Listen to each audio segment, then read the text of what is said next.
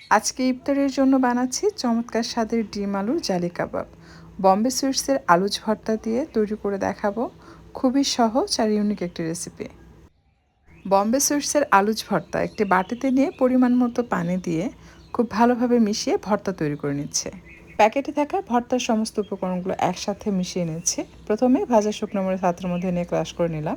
এরপর অ্যাড করলাম ভাজা পেঁয়াজ, লবণ, টমেটো সস, ব্রেড ক্রাম্বস, সেই সাথে কাঁচামরিচ কুচি, পেঁয়াজ কুচি এবং অ্যাড করে দিচ্ছি সয়া সস, গরম মশলা গুঁড়ো 1 চা চামচ, ফুল 1 চা চামচ দিবেন, সম্পূর্ণ সরিষার তেল, সেদ্ধ করে রাখা ডিম, পুদিনা পাতা দিয়ে মিক্স করে নিচ্ছে।